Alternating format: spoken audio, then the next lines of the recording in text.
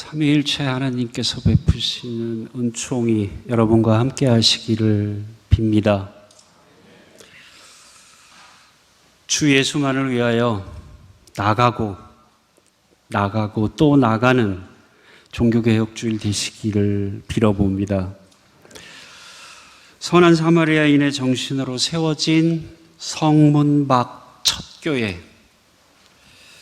아현교회의 설립 정신이죠. 저의 마음에 큰 울림을 주었습니다. 설교 준비를 하기 전부터, 그리고 설교하는 내내 선한 사마리아인의 정신으로 세워진 성문 밖 첫 교회, 저의 마음을 사로잡았습니다. 공동묘지가 있었고 활인서가 있었던 이 애옥의 언덕에 선한 사마리아 병원을 세웠던 스크랜턴 선교사의 심정, 그의 마음을 상상해보고 또 상상해 보았습니다. 그러면서 한 가지 물음을 던져보았습니다. 이 시대에 강도 만난 자는 누구일까? 선한 사마리아인의 비유에서처럼 강도 만난 자, 이 시대에 강도 만난 자는 누구일까? 상상을 해봤습니다. 스크랜턴 선교사에게는 강도 만난 자는 애오게를 살아가던 가난한 백성들이었겠죠. 조선의 가난한 백성들이 스크랜턴 선교사에게는 강도 만난 자들이었을 겁니다. 그렇다면 지금 이 시대, 우리가 살고 있는 이 시대 속에서 강도 만난 자는 누구일까? 한국교회라는 생각이 다가왔습니다. 한국교회가 강도 만난 자이구나. 아마도 종교개혁주의를 앞두고 있었기 때문인 것 같습니다. 현재 한국교회야말로 선한 사마리아인의 손길을 기다리고 있지 않은가? 쓰러져 있는 사람에게 선한 사마리아인이 기름과 포도주로 상처를 싸매주고 주막으로 데려가서 선한 사마리아인이 돌보아 주었듯이 한국교회에는 이런 선한 사마리아인을 지금 기다리고 있지 않은가? 한국교회는 이런 선한 사마리아인을 필요로 하고 있지 않을까라는 생각이 들었습니다. 오늘은 종교개혁 주일입니다. 루터의 종교개혁을 기념하는 주일입니다. 오늘 나누는 말씀을 통해서 이 시대의 한국교회가 강도 만난 모습인데, 아현교회가 이 한국교회를 루터에게 제대로 돌아가게 만들어주고 선한 사마리아 정신으로 설립됐고 지금도 선한 사마리아 정신을 지향해가는 아현교회가 강도 만난 한국교회를 웨슬리를 기반으로 루터를 넘어서게 했으면 좋겠다라는 소망을 가져봅니다. 루터의 종교개혁, 우리가 잘 알고 있듯이 1517년 10월 31일 비텐베르그 성당에 루터가 95개 조항의 반박문을 내면서 종교개혁은 시작이 됐습니다. 그러나 사실 그것은 외형적인 사건이었습니다.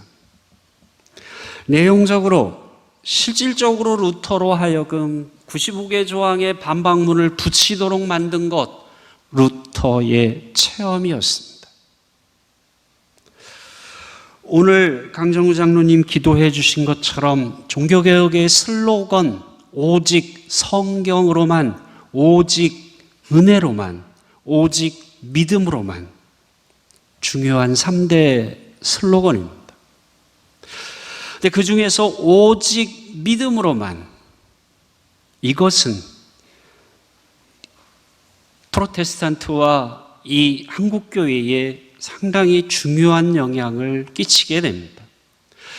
근데 루터가 오직 은혜로만, 오직 믿음으로만이라고 하는 이 깨달음을 안겨준 루터의 체험이 있었기 때문에, 루터의 경험이 있었기 때문에 루터는 1517년 10월 31일 비텐베르그 성당에 95개 조항의 반박문을 붙일 수 있었던 겁니다. 우리가 알다시피 루터는 법학도였습니다. 법을 공부하는 사람이었죠. 학생이었죠. 그런데 어느 날 루터가 천둥과 번개를 동반한 우레를 경험하고 꿇어 엎드려 울부짖습니다. 수도사가 되겠습니다. 갑자기 천둥번개를 동반한 우레를 경험하고 나니 내가 갑자기 죽어서 하나님 앞에 갈 수 있겠다라는 불안한 감이 생겼습니다. 준비되지 않은 상태로 하나님 앞에 갈 수 있겠다라는 두려움이 생겼습니다. 그때 내 안에 죄가 있으면 어떨까? 죄된 모습으로 죄를 다 해결하지 못하고 갑자기 하나님 앞에 불려가면 어떻게 될까? 그래서 수도사의 길을 걷기 시작을 합니다. 이 수도사의 길을 걸어가면서 루터는 죄의 문제를 해결하려고, 의로워지려고, 의인이 되보려고 고행을 하고 고해성사를 하고 나름대로 온갖 노력을 합니다. 그러나 결국 깨닫습니다. 나의 힘으로는 안 되는구나. 나의 노력으로는 내가 의로워질 수 없겠구나. 로마서 1장 17절의 말씀, 우리가 오늘 함께 읽은 로마서 1장 17절의 말씀, 의인은 오직 믿음으로 살리라. 이 말씀이 루터를 사로잡았습니다. 그래서 이 깨달음의 체험을 루터는 수도원에 있는 탑방 안에서 깨닫게 되고 경험하게 됩니다. 이것이 1517년 10월 31일 95개 조항의 반박문을 내게 만드는 동력이 됐고 원인이 되었던 겁니다. 오직 믿음으로만, 그러나 오직 믿음으로만이라고 하는 고백은 위험성을 갖고 있습니다. 믿기만 하면 죄의 용서가 가능하고, 믿기만 하면 의로워질 수 있고, 믿기만 하면 구원이 가능하다라고 하는 행함의 무용론, 율법의 무용론의 위험성을 안고 있습니다. 이런 위험성을 정확하게 짚어준 신학자, 독일의 보네퍼라고 하는 신학자입니다. 보네퍼, 히틀러가 등장해서 독일을 아주 어두운 나라로 만들어가고 있는 상황 속에서 그때 당시 그 많은 독일 교회가 히틀러를 지지했지만 보네퍼는 끝까지 올곧게 히틀러에 저항하는 삶을 살다가 39살이라고 하는 젊은 나이에 교수형에 처해졌습니다. 그래서 보네퍼에게 붙은 별명 행동하는 신학자입니다. 이 보네퍼가 많은 신학적 개념들을 우리에게 남겨주었지만 중요한 용어 중에 하나가 코스트리 그레이스, 값비싼 은혜, cheap grace, 값싼 은혜입니다. 값비싼 은혜는 하나님께서 인간들에게 은혜를 베푸시기 위하여, 하나님께서는 인간을 구원하시기 위하여 당신의 아들의 목숨을 대가로 치렀습니다. 예수님은 우리들을 구원하기 위하여 골고다에서 십자가에서 처절하게 죽임을 당했습니다. 하나님이 우리들에게 베푸시는 은혜, 예수 그리스도가 우리들에게 베푸시는 은혜는 비싸고 비싼, 값비싼 은혜라는 겁니다. 그런데 교회가 예수님을 따르려고 하지 않고 예수님처럼 살려고 하지 않고 예수님을 믿기만 하려고 한다는 거죠. 이거는 하나님의 값비싼 은혜를 값싼 은혜, cheap grace로 만들어버린다라고 루터는 지적을 합니다. cheap 그레이스, 어떤 사람은 싸구려 은혜라고까지 번역을 합니다. 값싼 은혜, 예수 그리스도를 따르지 말고 은혜로만 만족해라, 믿음으로만 만족하라는 의미입니다. 그래서 보네포는 값싼 은혜는 십자가가 없는 은혜이고 예수 그리스도가 없는 은혜라고 말하면서 심지어 교회의 숙적이라고까지 루터는 값싼 은혜를 비판했습니다. 그래서 보네포는 이렇게 강조합니다. 믿는 사람만이 복종하고 복종하는 사람만이 믿는 거다. 복종하는 사람만이 믿는 거다. 프로테스탄트는, 개신교는, 한국교회는 왜 하나님의 은혜는 값비싼데, 하나님이 우리에게 베풀어 주신 은혜는 비싸서 아주 값비싼데, 왜 한국교회는 그 값비싼 은혜를 값싼 은혜로, 천박한 은혜로 바꾸어 버리고 믿음과 복종을 분리하는 신앙이 지배적이게 되었을까? 많은 사람들은 원인을 찾습니다. 루터에게서 원인을 찾습니다. 루터 때문이다. 루터가 오직 은혜로만, 오직 믿음으로만이라고 하는 슬로건을 분명하게 알려주었기 때문에, 이것이 종교개혁의 원리가 되었기 때문에 개신교 안에는, 한국교회 안에는 믿음과 행함이 불일치하고 있고 하나님의 값비싼 은혜를 값싼 은혜로 만들어버리고 있다라고 루터에게서 찾고 있습니다. 사실 루터는 로마서는 좋아했지만 야고보서는 싫어했습니다. 야고보서를 싫어한 이유는 간단합니다. 행함이 없는 믿음은 죽은 믿음이다. 로마서가 강하게 이야기하고 있습니다. 야고보서가 행함을 강조하고 있기 때문에 행함이 없는 믿음은 죽은 믿음이라고 야고보서는 말하고 있기 때문에 행함보다 믿음을 강조하는 루터의 눈에 야고보서는 거슬렸습니다. 그래서 루터는 야고보서를 지푸라기 서신이라고까지 혹평을 합니다. 루터는 또 이렇게 적습니다. 나의 가슴 속에는 이 한 가지 교리가 나를 지배하고 나를 통치한다. 나를 지배하고 나를 통치하는 한 가지 교리는 믿음이다.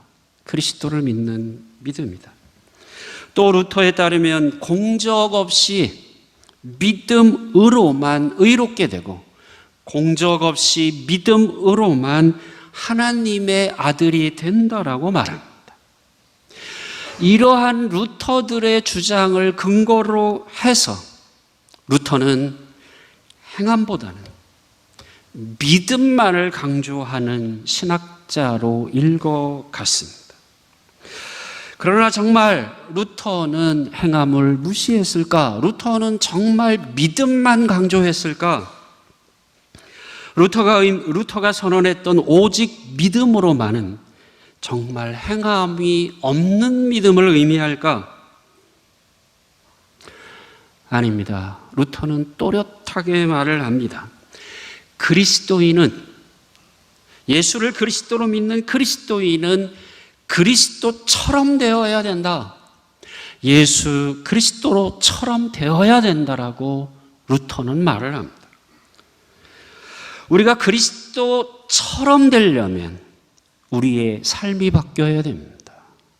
행동이 분명히, 행함이 있어야 우리는 그리스도처럼 될 수 있습니다. 또 루터는 우리가 그리스도인이 공적에도 힘써야 한다고 주장을 합니다. 루터는 이렇게 적고 있습니다. 이 생에서, 이 삶에서 사람은 그 자신의 몸을 제어하면서 사람을 대해야 한다. 몸을 제어하면서 사람을 대해야 된다. 여기에서 공적이 시작되며 금식, 절제, 노동 및 다른 적절한 훈련으로 그의 몸을 잘 단련하고 몸을 성령의 지배 아래 두도록 힘써야 된다. 우리의 몸을 성령이 지배하도록 우리가 힘을 써야 된다라고 루터는 말하고 있습니다. 루터는 믿음을 강조하고 믿음을 자기의 가장 중요한 교리로 생각했지만 분명합니다. 공적에도 힘을 써야 된다라고 루터는 말하고 있습니다. 공적에 힘써서 우리는 그리스도처럼 되어야 된다라고 루터는 요구하고 있습니다. 루터는 믿음만을 강조한 것은 아닙니다. 루터는 행함도 분명히 강조하고 있습니다. 그렇다면 루터가 믿음만 강조하지 않고 믿음과 행함을 같이 강조했다면 루터에게 있어서 믿음과 이 행함의 관계는 무엇일까? 루터는 믿음과 행함의 관계를 설명하기 위해서 선한 나무와 선한 열매를 가지고 설명을 합니다. 선한 나무에서 선한 열매가 맺어진다는 거죠. 악한 나무에서 선한 열매가 나올지 않고 선한 열매는 선한 나무에서 나온다. 그러므로 선한 사람에서 착한 사람, 선한 사람에게서 선한 행동이 나올 수 있음을 루터는 말을 합니다. 이렇게 루터는 적습니다. 선행이 선한 사람을 만들지 못하지만 선행이 선인을 만들지 못하나 선한 사람은 선한 일을 행한다. 선한 사람이 되어야 선한 행동이 나온다는 거죠. 루터에게 있어서 선한 사람이 되는 건 뭘까요? 예수를 그리스도로 믿고 죄를 용서받아서 칭의의 상태에 들어가는 거죠. 칭의의 상태에 들어가야 죄를 용서받고 하나님 앞에 의롭다라고 칭함을 받기 때문에 선인이 되는 거겠죠. 그러니까 루터는 선인과 선행의 관계에 있어서 먼저 선인이 되어야 된다. 선인에게서 선행이 나온다. 바꾸어 말하면 믿음이 먼저이고 믿음 다음에 행함이 있음을 루터는 이야기하고 있습니다. 우선 순위의 논리이죠. 믿음이 먼저이고 그 다음이 행함이다. 루터에게서 믿음과 행함의 관계는 우선 순위의 논리가 지배하고 있습니다. 한국의 기독교는, 개신교는 루터에게 있어서 행함과 믿음의 관계를 우선순위의 논리로 읽어가지 않았습니다. 양자택일의 논리로 읽어간 겁니다. 믿음이냐 행함이냐 둘 중에 하나를 선택한 거죠. 믿음을 선택한 거죠.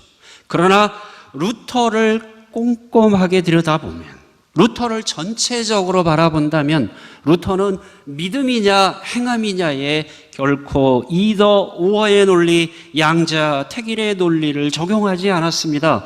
우선순위의 논리를 적용했습니다. 믿음이 먼저이고 그 다음에 행함이 따라와야 된다. 그러나 한국교회는 루터를 우선순위의 논리가 아니고 양자택일의 논리로 읽어갔습니다. 그래서 루터를 행함을 최소화시킨 신학자로 읽어갔고 루터의 종교개혁을 값싼 은총의 신학으로 만들어버렸습니다. 개신교는 다시 루터로 돌아가야만 합니다. 한국교회는 다시 루터로 돌아가야 합니다. 정확한 루터로 돌아가야 됩니다. 정확한 루터로 돌아가야 된다는 말은 루터를 이더 오어의 양자택일의 논리로 보지 말고 루터에게 우선순위의 논리를 적용시킬 때 우리는 루터에게로 정확하게 돌아갈 수 있는 겁니다. 첫 번째로 우리는 루터로 돌아가야 되지만 두 번째로 우리는 루터를 넘어서야 합니다. 감리교회 창시자인 존 웨슬리 목사님의 가르침을 근거로 해서 우리는 두 번째로 루터를 넘어서야만 합니다. 웨슬리의 신학자 중에 콜린스라고 하는 신학자가 있습니다. 이 콜린스라고 하는 신학자는 우리가 웨슬리의 삶, 웨슬리의 신앙, 웨슬리의 신학을 제대로 이해하고 정확하게 이해하기 위해서 웨슬리에게 적용시켜야 되는 논리는 이더 오어의 논리가 아니고 보스 앤드의 논리이다. 콜린스의 주장입니다. 웨슬리를 읽고 웨슬리의 설교를 읽고 웨슬리의 신학을 이해하기 위해서 적용되어져야 되는 문법이, 논리가 양자택일의 논리, 둘 중에 하나를 선택하는 이더와의 논리가 아니고 보스앤드의 논리를 적용시켜야 된다.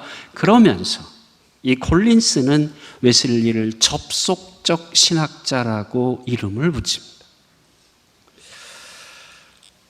율법과 복음이라고 하는 것, 우리들이 얼핏 생각하기에는 상당히 대립적이고 반대에 있는 것 같습니다. 하나님의 은총이라고 하는 것, 하나님의 주도권이라고 하는 것, 그리고 거기에 리스판스하는 인간의 응답, 하나님의 주도권, 인간의 응답이라고 하는 것, 대립적이고 반대적인 것 같습니다. 율법과 복음, 하나님의 주도권과 인간의 응답, 이 대립적인 것들을 웨슬리는 이더와의 논리를 가지고 둘 중에 하나를 선택한 게 아니고 둘 다 선택했다는 거죠. 보스 앤드의 논리를 적용시켰다는 겁니다.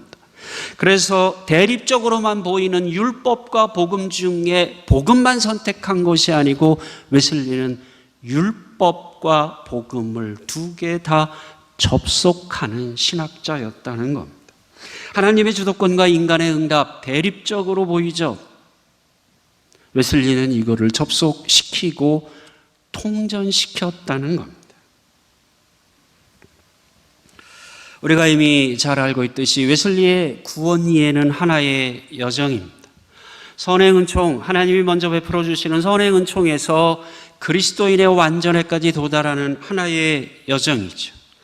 하나님은 모든 사람들에게 은총을 베풀어 주십니다. 이것이 선행 은총입니다.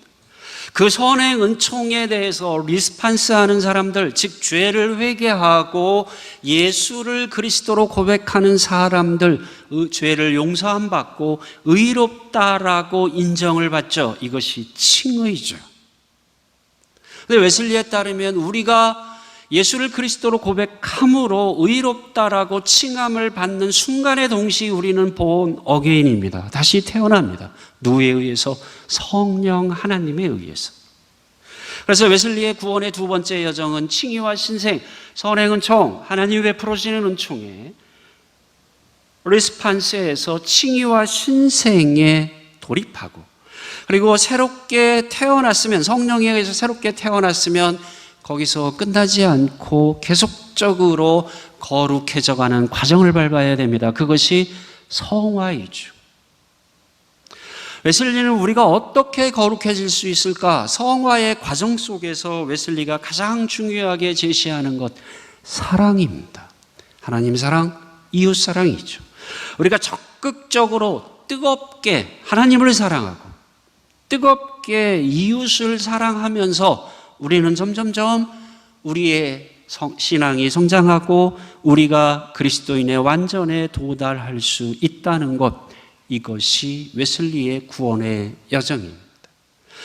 선행 은총에서 그리스도인의 완전에 이르는 이 여정 속에서 웨슬리가 강조점 액센트를 찍었던 것은 칭의와 성화입니다.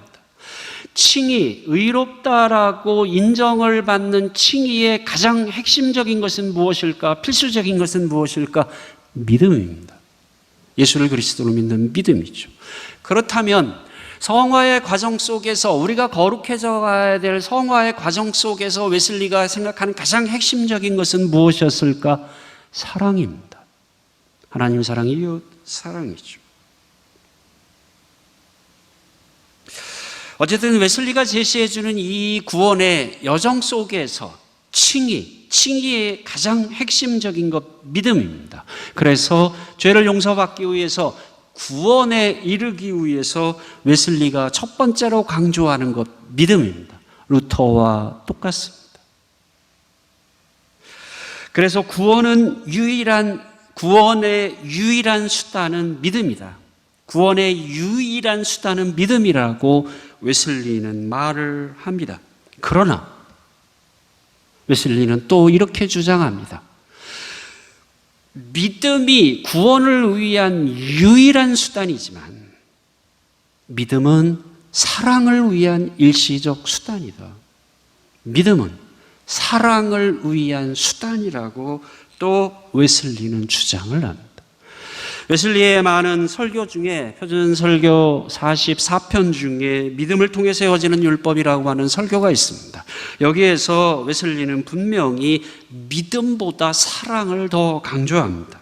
웨슬리는 이렇게 적고 있습니다. 믿음은 인간이 본래적으로 창조되었을 때 그 속에 있었던 거룩한 사랑을 회복시키는 위대한 수단입니다. 믿음은 수단입니다. 믿음은 그러한 목적, 즉 우리의 마음속에 사랑의 율법을 새롭게 세우는 목적으로 인도합니다. 믿음의 역할이 뭘까? 우리에게 율법을 새롭게 세우는데 그거로 인도하는 것이 믿음이다. 더 나아가서 웨슬리는 이 설교 속에서 계속 이야기합니다. 이 세상이 창조되기 이전에, 하나님이 세상을 만들기 이전에 믿음은 설 자리가 없었다. 그러나 사랑은 설 자리가 있었다. 하나님이 세상을 창조하시기 전에 성부 하나님, 성자 하나님, 성령 하나님 존재하셨겠죠. 성령 하나님이, 그러나 창조 이전에 성자 하나님이 성부 하나님을 믿어야만 되는 믿음이 필요했을까요? 성부 하나님이 성령 하나님을 믿어야 되는 믿음이 필요했을까요? 필요 없었다는 것이죠.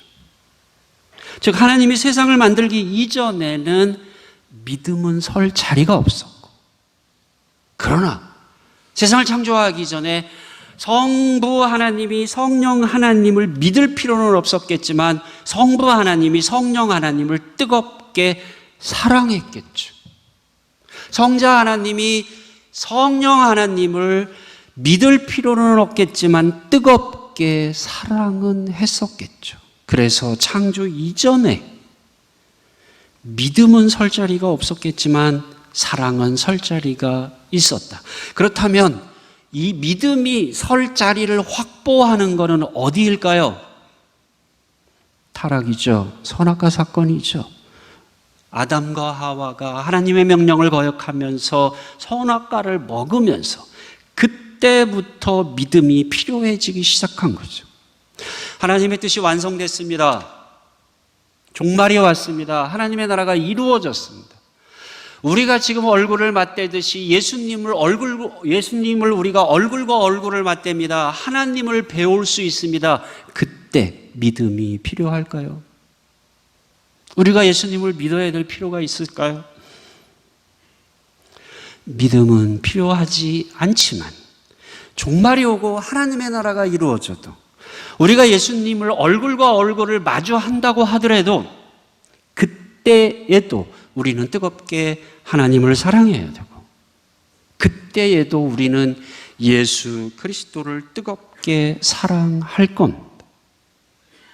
그래서 웨슬리는 분명히 이야기합니다. 이 세상에 기초가 놓이기 전에 믿음은 설 자리가 없었습니다. 그러나 사랑은 전부터 존재하고 있었습니다.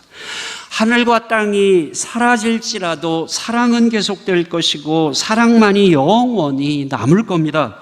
그러나 믿음은 완전히 사라질 겁니다. 그것은 하나님 앞에서 하나님의 영원한 비전 속에서 삼켜져 버릴 것입니다.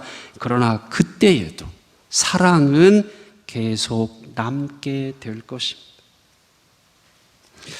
웨슬리의 신학에서 믿음과 사랑의 관계, 믿음과 행함의 관계, 그의 구원의 이해에 있어서는 믿음이 앞섭니다. 칭의가 먼저 있고 성화가 나중에 있기 때문에 그가 제시해 주는 구원의 이해에서는 믿음이 먼저이고 사랑이 나중입니다. 그의 구원론에 있어서는. 그러나 웨슬리가 이야기하고 제시해 주는 창조론, 종말론에 있어서는 믿음보다 사랑이 먼저입니다. 믿음 앞에 사랑이 있는 겁니다. 믿음과 사랑의 조화에 대한 루터의 논리는 우선순위의 논리였습니다. 그러나 웨슬리에게 있어서는 믿음과 사랑, 믿음과 행함의 관계는 우선순위의 논리가 아니라 보스 앤드의 논리, 양자 모두 선택의 논리가 흐르고 있습니다.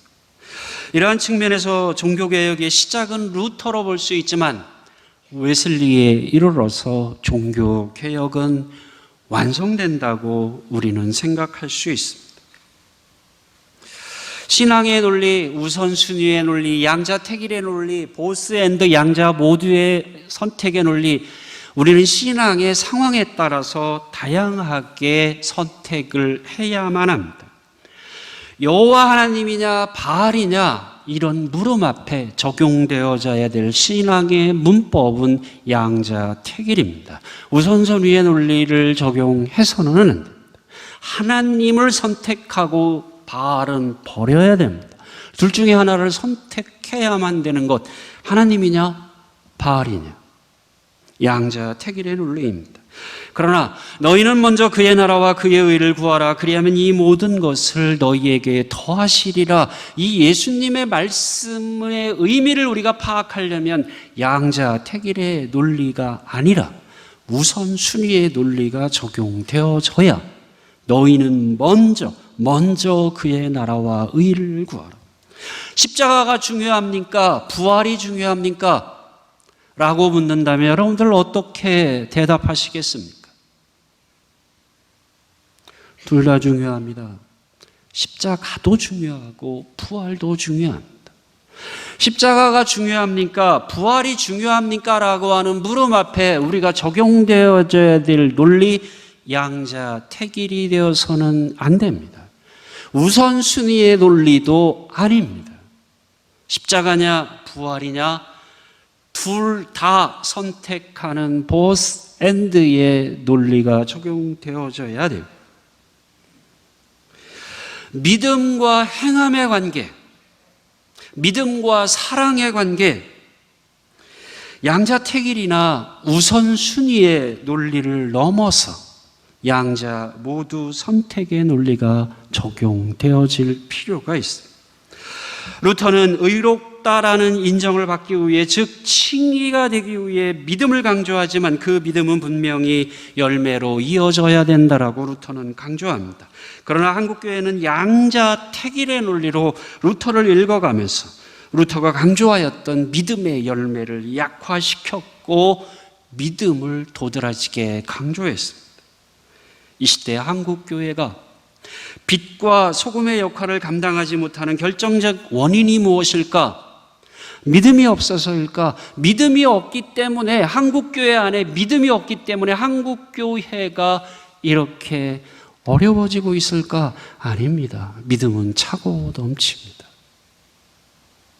한국의 그리스도인들을 보면 믿음은 정말 하늘을 찌릅니다. 행함의 결핍입니다. 야고보서적인 영성의 결핍이 한국교회의 부끄러운 모습을 가져오고 있습니다. 믿음과 행함의 관계를 양자택일의 논리로 읽어가는 것, 율법무용론과 같은 왜곡된 기독교를 가져올 수 있고 하나님의 값비싼 은혜를 값싼 은혜로 전락시켜버립니다. 또한 우선순위의 논리로 믿음과 행함의 관계를 읽어가는 것도 우리는 넘어서야 됩니다. 루터의 말처럼 선한 나무가 선한 열매를 맺지만 선한 씨앗이 있어야 선한 나무가 나올 수 있습니다.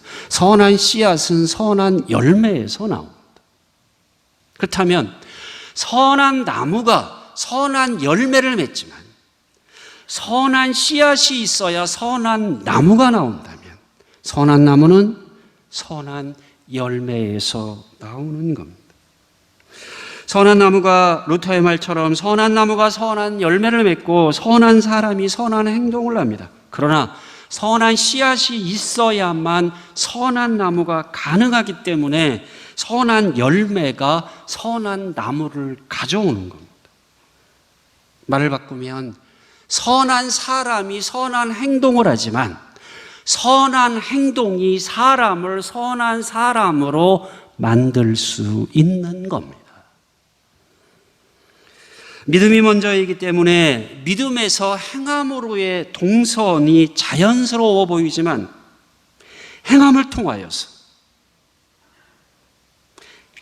통하여 믿음은 더 성숙할 수 있기 때문에 믿음에서 행함으로의 동선만이 아니라 행함에서 믿음으로의 동선도 필요합니다.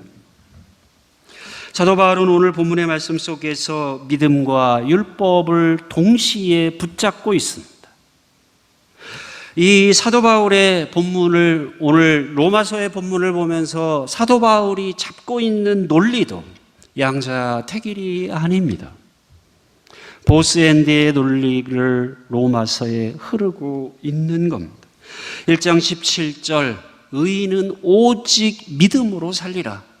3장 31절 믿음이 율법을 폐하느냐? 믿음이 율법을 폐기하느냐? 아니다.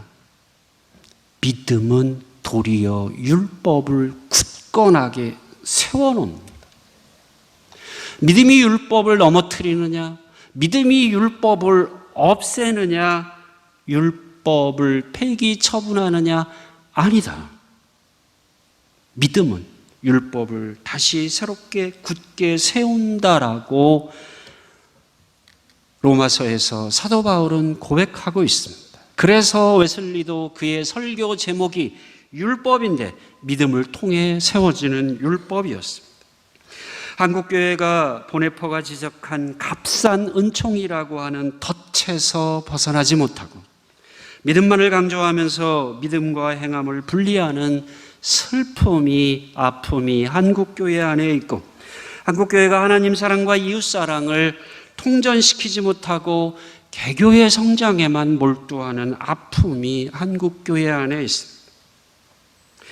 아현교회의 목적 선언문을 깊게 읽어보았습니다.